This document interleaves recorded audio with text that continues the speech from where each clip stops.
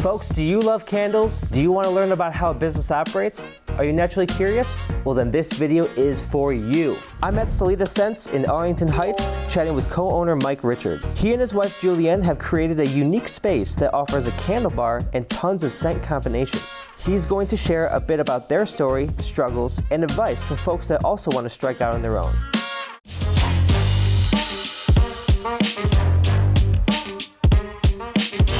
Folks, my name is Ryan Gladshofer, and this is The Locals, where I'm going around spotlighting courageous entrepreneurs, so let's dive in. Please join me in welcoming Mike from Seleta Scents. Mike, pleasure to meet you. Pleasure. Thank you for coming by. Let's rewind and start from the beginning. How did this business come to fruition? Seleta Scents started out of a compassion product and wanting to honor the memory of my beautiful wife, Julian's mom, Wilma Samuels. Seleta was her middle name. Back in 2018, her mom was diagnosed with stage 4 cancer. I remember it was a Friday night, and we wanted to just sort of decompress. So we decided to get a bottle of wine. We ended up making candles. The candles turned out horribly. The wine was good? The wine was good, of course. The wine is always good. Fantastic. We had so much fun doing it. She incorporated the business, had our first sale at the Arlington Heights Farmers Market in 2020. Here we are today having a brick and mortar in the town that we've always wanted to have our business in. Was there a moment when you were like, oh, this business is actually working and that it had legs to it? There was a farmers market where it was like sort of the best sales day that we had. We had Cool. so many returning customers, new customers. I remember, looking at the analytics at the end of the day, it sort of hit us upside the head that this is actually something viable.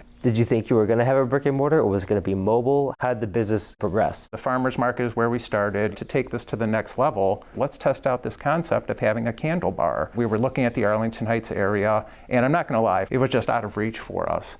So we decided to go up north to Woodstock. Was it just pricing, or was there a specific blueprint to a place that you were looking for? We wanted a wide open environment. They could make candles, they could have parties, and we wanted it to be a joyful, a warm environment. The candle bars that we went into were very high-end, bougie, spa-like. We wanted an environment that anybody can walk into and feel comfortable, feel welcomed. So for folks out there that might not be familiar with what a candle bar is, can you explain it to me? Somebody would come in, they would select what they would want the candle to look like. Multiple different color choices, smelling through what you see behind me here, narrowing that down to 6 different scents that you like, and then from there, you want to narrow it down to 3 or less to actually make a candle. 3 fragrances combined together give you a good scent throw. And what I mean by that, you have top notes, you have middle notes, you have bottom notes. Any more than 3 fragrance oils, even though you can combine them together, they get a little mishmashy. You start losing some of the scent. So what was the first product that you offered, and how has your product offerings expanded? We had 3 different candles: black lavender, chai spice, and we had vanilla buttercream. Great candles, 100% soy-based, clean fragrance oils, no phthalates, no parabens, eco-friendly. We have 2 different candle vessels that somebody could come in and make. One of them is refillable. The second gives people the opportunity to actually name their creation and come up with a custom label. We want to call it Pickle Rick, and we want to put a happy birthday, Jody on the top. We also offer air fresheners. The scent bar, we have almost 100 different fragrances. Everybody's nose is different. The perfect scent is going to be so unique, not just person by person, but time of year, time of day,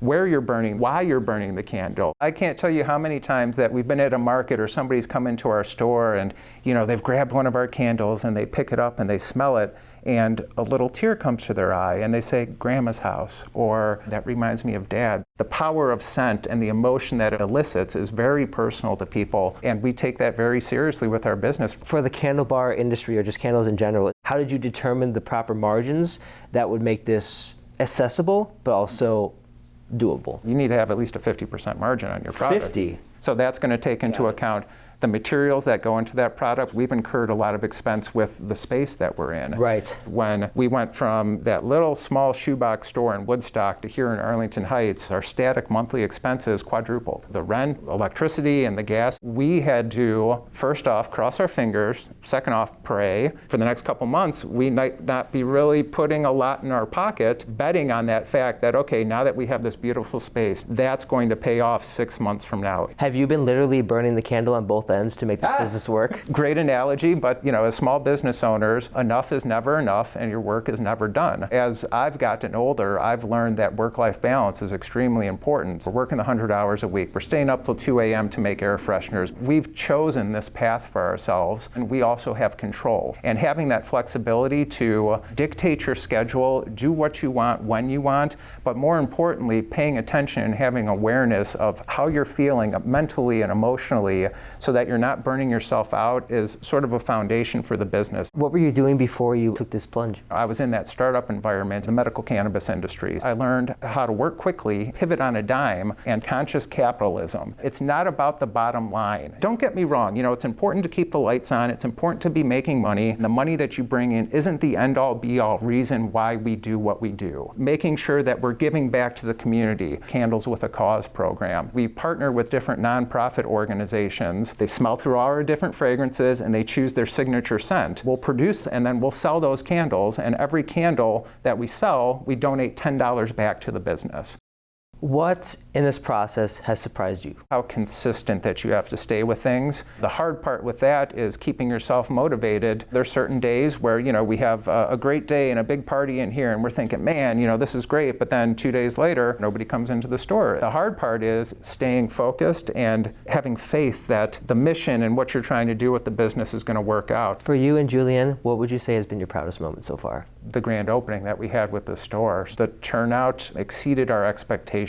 Almost 50 supporters come out on a Thursday morning at 10 o'clock. Whether it's been working on the business or an interaction with a customer, what's been the funniest moment you've had? Besides the smelly good products that we have and the candles, we also have these little fidget toys. There was a kid, he wanted one of our little dragons. Mom, no, you have to have your own money. Lo and behold, 2 hours later, this kid comes back with a bag of nickels. He asked his mom to take him home to get his own money. Break open the piggy bank? He was so proud to do that. It was funny just to see. What is the best smelling candle that you've had, and what is the worst smelling candle that you've created that made you want to blow chunks? Well, you know what? Those types of candles are out there. We have seen that on some of those sites, the vomit candle. Everybody's nose is different. There are really no bad scents for candles, and there's fun scents that we have too. So like Fruit Loops takes me back to Saturday morning cartoons. For brand new entrepreneurs, what would be your advice? Have a purpose, a story behind what you're looking to do and what you're looking to get into. And that's going to be the motivation that keeps fueling you through the good times, through the bad times. Keeping a pulse on the market, but then also at the same time, forgetting about what everybody else is doing and go to the beat of your own drum. Find your own niche, find your own style. Have who you are as a person come through in your products, giving people a good experience. I think back to, dealing with AT&T. Nothing wrong with AT&T. They've provided me cell phone service for the good majority of my life, but